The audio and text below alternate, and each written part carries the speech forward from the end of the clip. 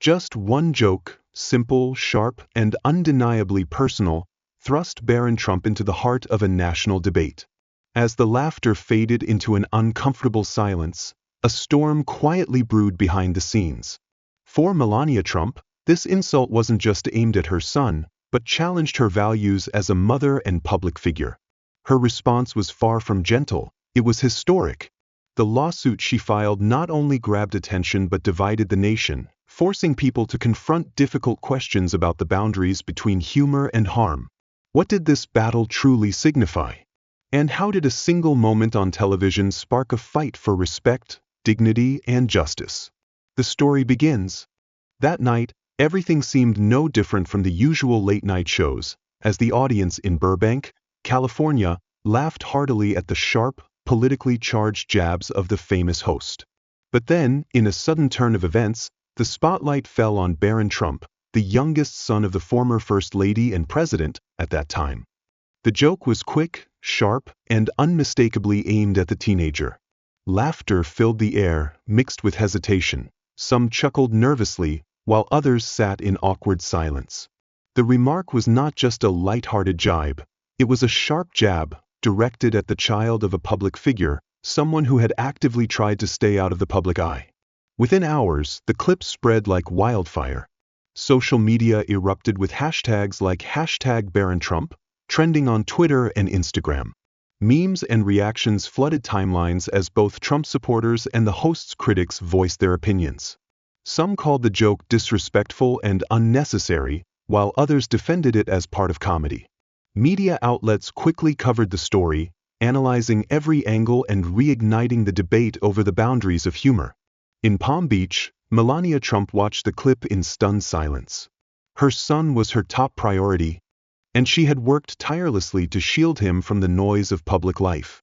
The insult was not just an attack on Barron, it was a shock to her as a mother. She knew this was something she couldn't let slide. Her maternal instincts kicked in, and she began drafting a statement to address the situation. But this time, words alone wouldn't be enough. As the backlash grew stronger, Melania made a decision that would send shockwaves through the media. She would sue. Little did she know, this decision would spark a battle far larger than she could ever have imagined. The next morning, Melania Trump's team issued an official statement to the press. The words were carefully chosen yet resolute, condemning the host's comments as inappropriate and harmful. While her statement resonated with her supporters, it was not enough to quell the escalating controversy. Melania was not just angry, she was steadfast.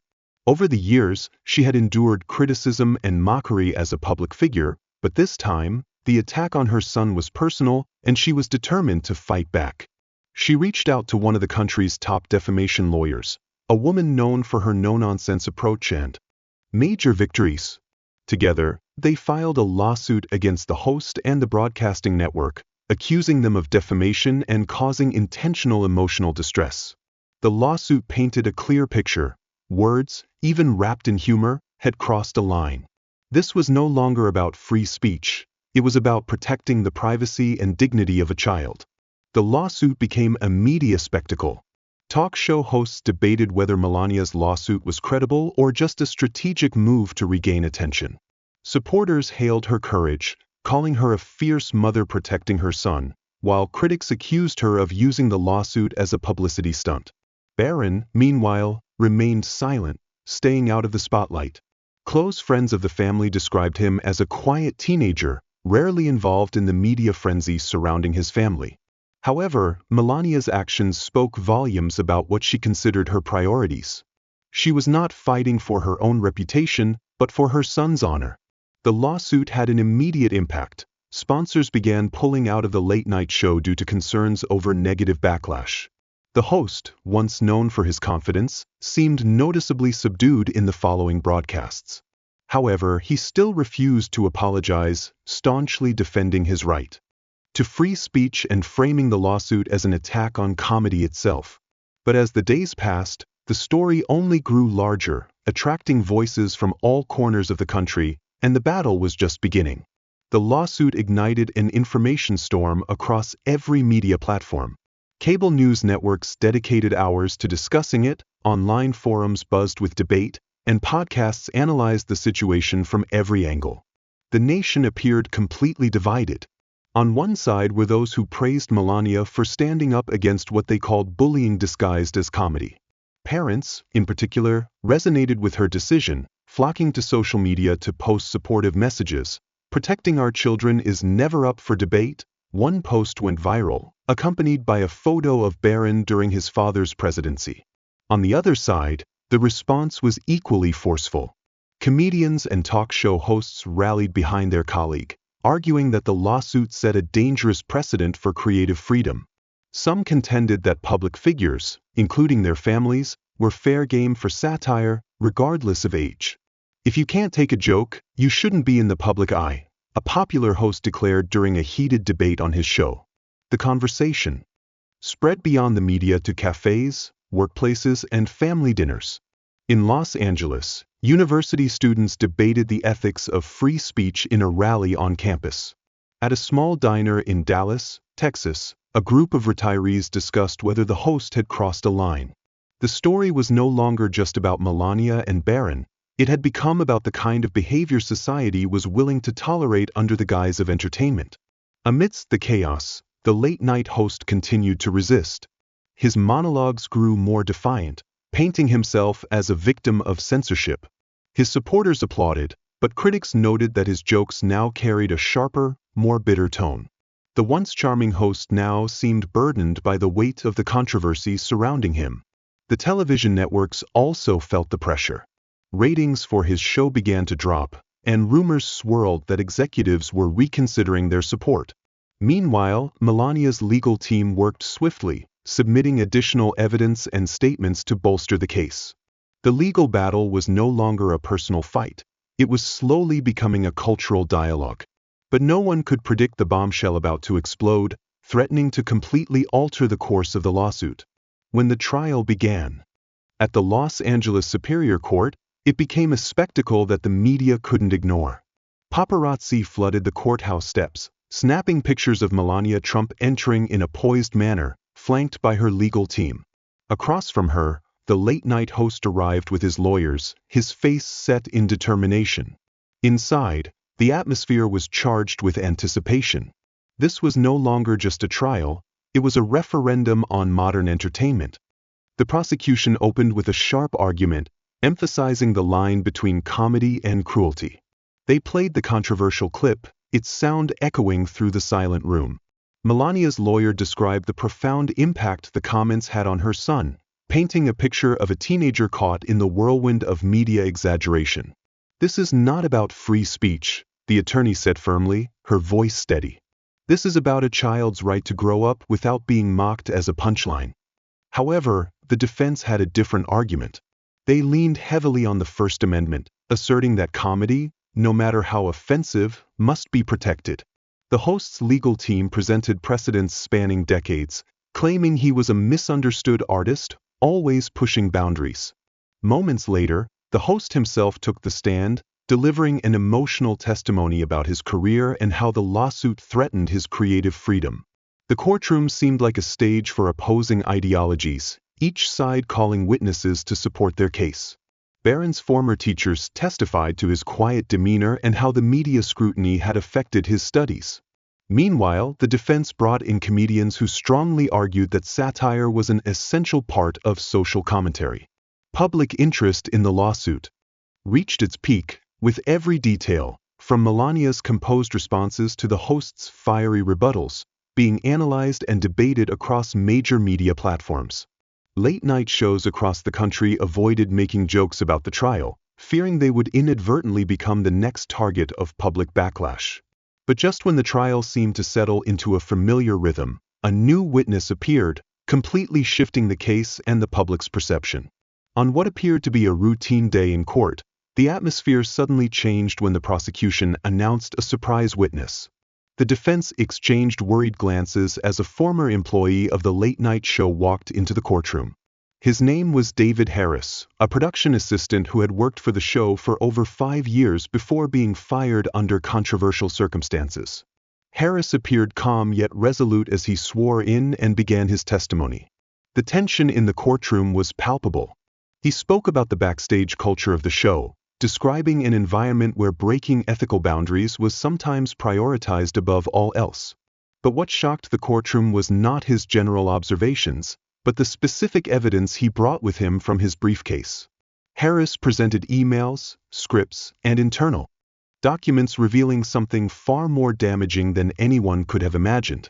According to Harris, the joke about Barron Trump was not an off-the-cuff remark, but had been planned, discussed, and ultimately approved by the higher-ups at the network. Worse still, some internal exchanges suggested that the joke wasn't intended to be humorous, but to spark controversy and attract viewers.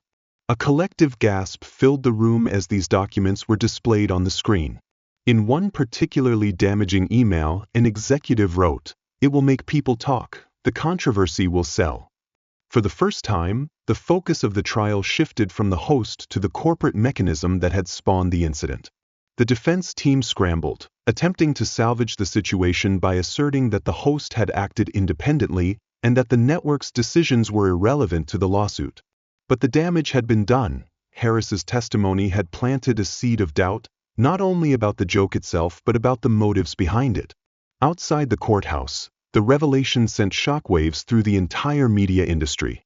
Headlines screamed about the toxic culture within the network, and several of its executives were suspended pending an internal investigation.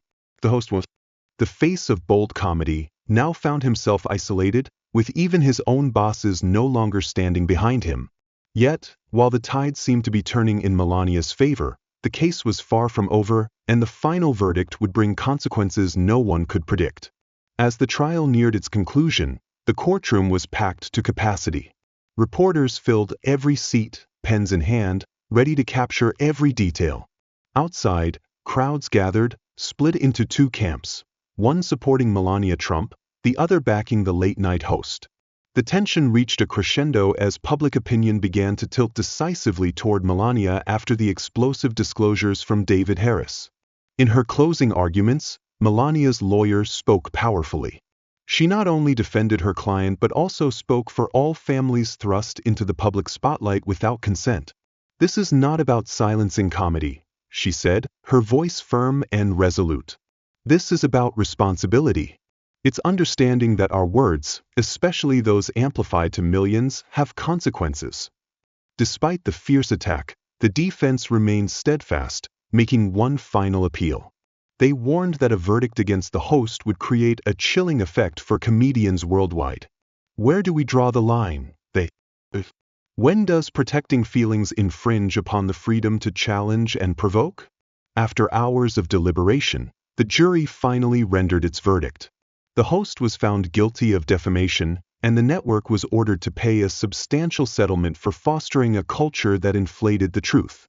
However, the judge made it clear that the verdict was not an assault on free speech, but rather an acknowledgement that comedy could not be built on the degradation of a child's dignity. The ruling sent shockwaves through the media industry. For Melania, it was a bittersweet victory.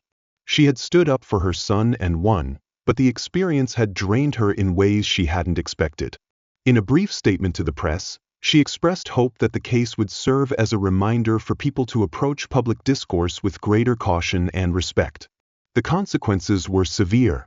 Sponsors withdrew, the network fractured, and the host's show was indefinitely suspended.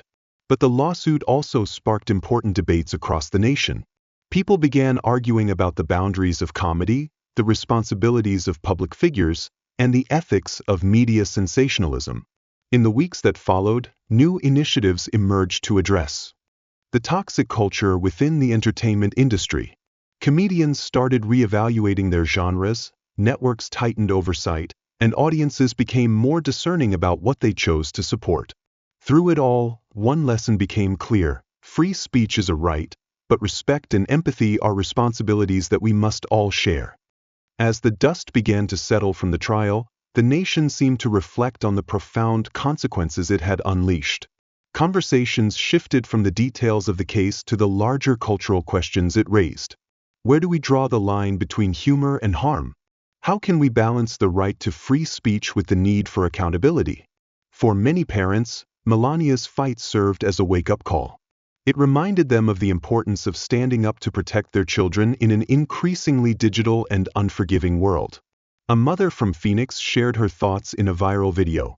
If someone with the platform of Melania Trump still has to face this battle, what does that mean for the rest of us? This trial isn't just about Barron, it's about all of our children. For the entertainment industry, the verdict was a wake-up call. Television networks and production companies began to reassess their approach to comedy, recognizing that cheap shots and controversial content came with a cost. The trial sparked a renewed focus on creating humor that challenges norms without demeaning individuals. On the streets, in homes, and in classrooms, people began discussing the ripple effects of their words and actions. The trial had illuminated how a simple joke could evolve into a larger conversation about values, ethics, and respect. But the impact of the story didn't stop with Barron, Melania, or the host. It became a cultural milestone, teaching us that while we have the right to free speech, we must also consider the power of our words. Humor can connect, but it can also divide, and the responsibility of using it wisely rests with all of us. So, as the cameras turned off and the world moved forward, one message remained: compassion must always come first. The trial may have ended, but the lessons it left behind are more relevant than ever. We have a responsibility to ensure that our words build bridges, not walls, and that we challenge others with respect, not cruelty. Let's continue these conversations, striving for a world where we can laugh, disagree, and grow without hurting one another. This story has sparked a dialogue about respect, responsibility, and freedom of speech. What do you think about the line between humor and harm? Can we maintain creativity without harming others? Share your thoughts in the comments. Your voice may help broaden perspectives and create positive change. If you found this story meaningful, don't hesitate to share it with friends and family, helping to spread the message of respect and responsibility in our words. Thank you for supporting the channel. Please like, share, and subscribe to receive the latest updates. The stories are collected from various sources and do not represent any individual or organization. They are shared with the intention of spreading human values in life and have been rewritten with the support of AI. If there are any mistakes, kindly overlook them with understanding. Wishing you all the best in life.